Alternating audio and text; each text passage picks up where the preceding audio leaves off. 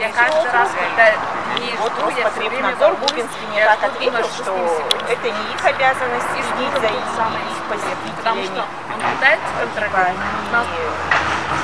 Эти все совершеннолетние посетители, поэтому они их не контролируют. Они им продают, а что дальше они делают, им не важно.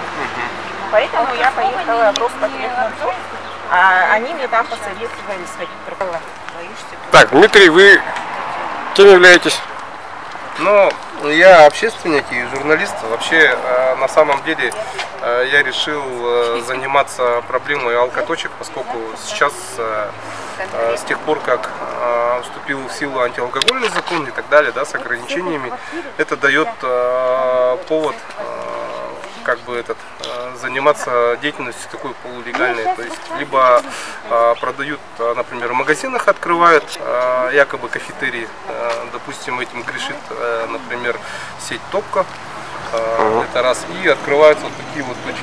Они идут, конечно же, с нарушением санитарных условий и так далее, но этим вплотную никто не хочет заниматься. К тому же, когда такие точки, они находятся в, как бы, внутри дворов, соответственно, ухудшается криминогенная ситуация, да, допустим, эти посетители, они сорят, они испражняются в окрестностях, и при этом сами хозяева точек, они, само собой, не заинтересованы в том, чтобы как-либо соблюдать порядок в районе. То есть они открывают бизнес, но ответственности никакой морально-этической нести не собираются. В общем, есть еще такая проблематика, то что есть определенное расстояние, которое должны алкоточки соблюдать рядом, например, с образовательными учреждениями. Но, тем не менее, этот закон обходит. То есть считается, оказывается, именно расстояние прохода. Поэтому просто-напросто какие-то входы начинают владельцы просто-напросто перекрывать, заваривать и так далее.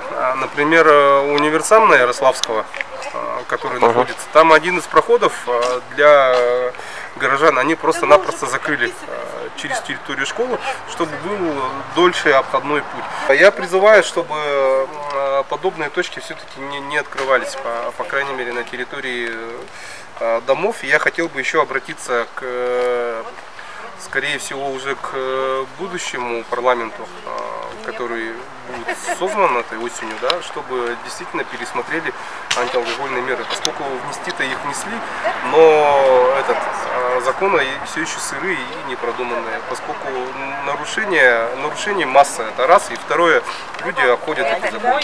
А в Роспотребнадзор писали, там, не знаю, куда-нибудь пожарно? Роспотребнадзор я писала. Фотографировала домой. А в итоге что, какие меры проверки Роспотребнадзор? Ну, я только приехала, соседи сказали, я это в июне писала, да, 19 июня, сказали, в течение 30 дней сделают проверку. Я еще не звонила им, но соседи говорят, что закрывали ее на несколько дней, была проверка. И опять работает, да? Но мне еще ответа не было.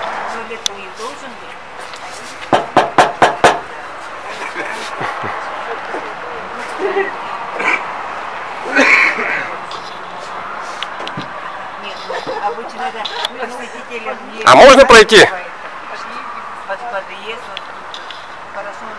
Откройте, пожалуйста.